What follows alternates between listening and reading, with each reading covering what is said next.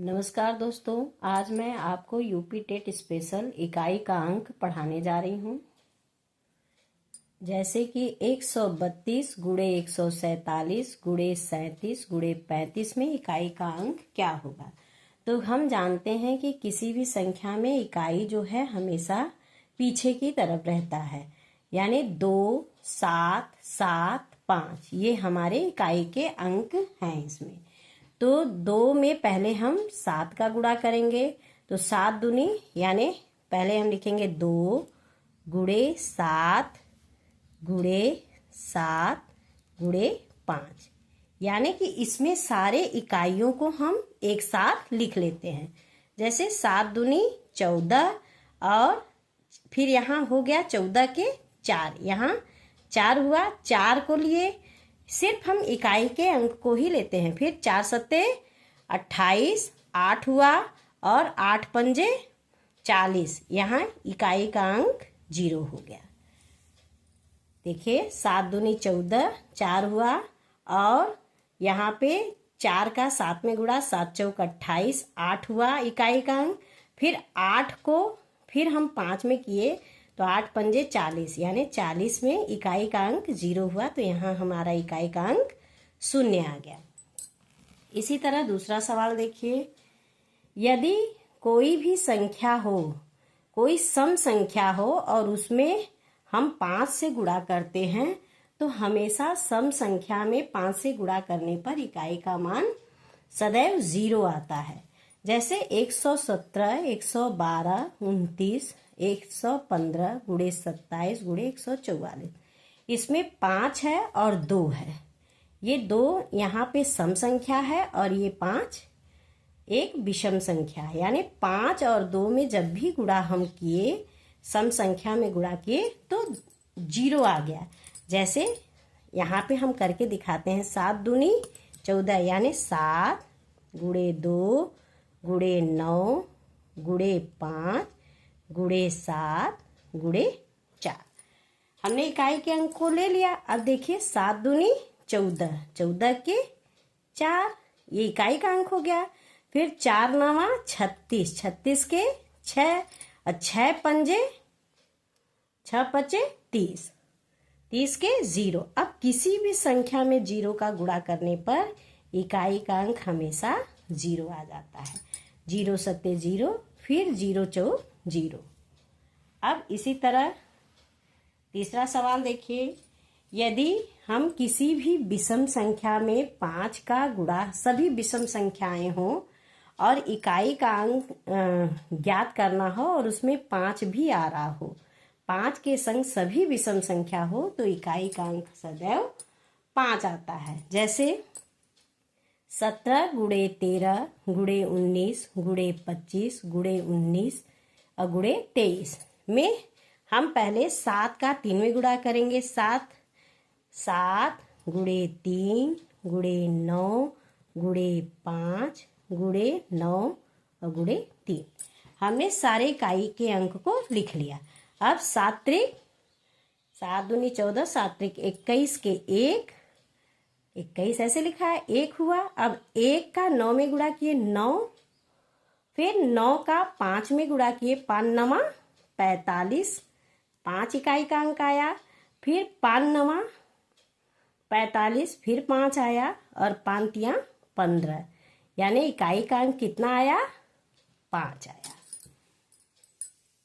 अब देखिए,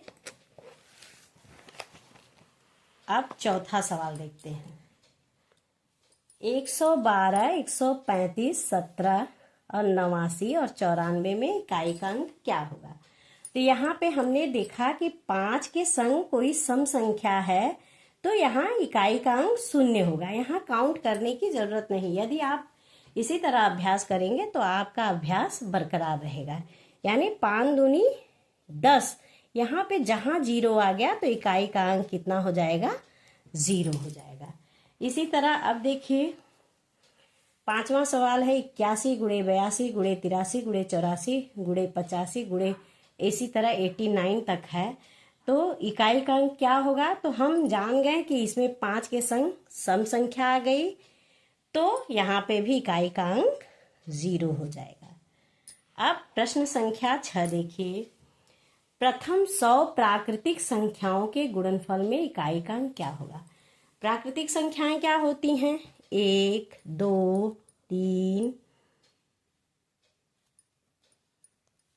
4, 5, ये हमारी प्राकृतिक संख्याएं हो गई। तो प्राकृतिक संख्याएं इसी तरह 100 तक लिखते जाएंगे।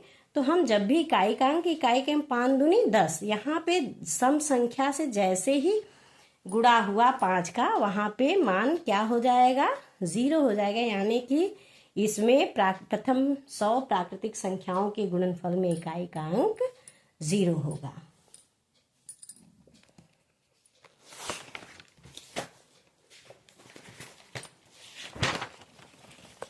अब देखिए, अब 7वां प्रश्न है।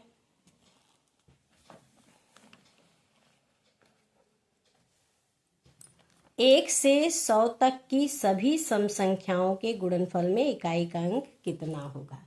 1 से 100 तक की सभी सम संख्याएं कैसी हैं?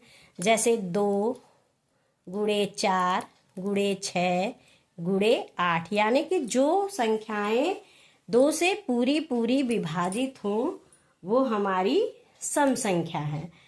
तो इसमें जितनी इकाई का अंक क्या होगा? 2, 4, 6, 8,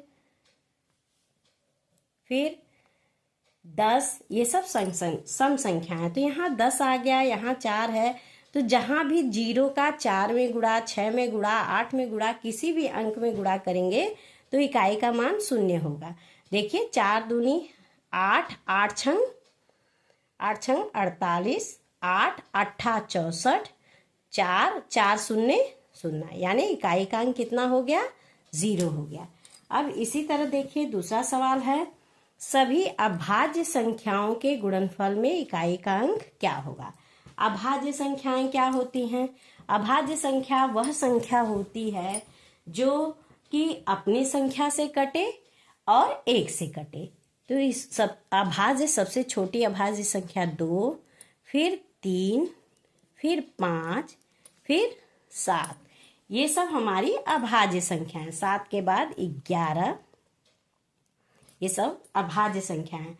तो सभी अभाज्य संख्याओं के गुणनफल में इकाई का अंक हमने बताया कि 5 के संग कोई भी सम संख्या आए, यानी 5 के संग 2 अभाज्य संख्या सम आई है, तो यहाँ पे ऑलरेडी 10 हो जाएगा। 5 दूनी 10, यानी 0 का गुणा किसी भी अंक में किया जाए तो उसका मान 0 होगा। यानी सभी अभाज्य संख्याओं के गुणनफल में इकाई का अंक 0 होगा। अब इसी तरह देखिए, सभी विषम अभाज्य संख्याओं के गुणनफल में इकाई का अंक क्या होगा। तो विषम संख्याएं क्या हैं अभाज्य संख्याओं की? 2 एक सम संख्या है, 2 को छोड़ के 3 हो गई, 5 हो गई, 7 हो गई, 11 हो गई, ये सब हमारी सभी विषम संख्याएं। तो हम जानते हैं कि 5 का सभी विषम संख्याओं में गुणनफल हमेशा 5 आता है। जैसे 5 तियां 15, 5 5 सत्ते 35, 5 5 एकम 5, यानी कि इसका इकाई का अंक 5 आएगा। अब देखिए,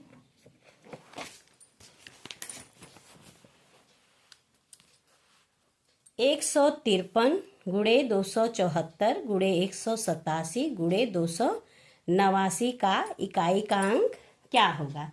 तो इसमें हम क्या करेंगे?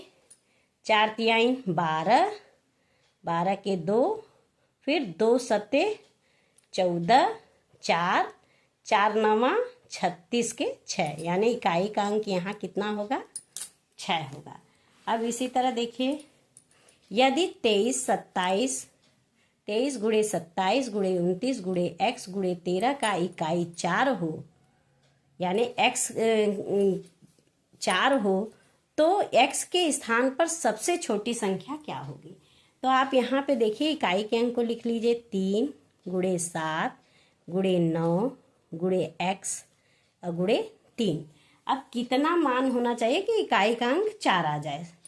कौन सी सबसे छोटी संख्या होगी? 7 त्रिक 21, 21 के 1, और यहाँ पे फिर 1 का गुणा 9 में किए तो 9, और 9 का गुणा 3 में किए 9 त्रिक 27। अब 7 का गुणा कितने में करें कि यहाँ पे मान इसका 4 आए। तो 7 दूनी 14, यानी इसका इकाई का यहाँ 2 होगा, तो हमारा इकाई का अंक 4 आ जाएगा। इस वीडियो में इतना ही।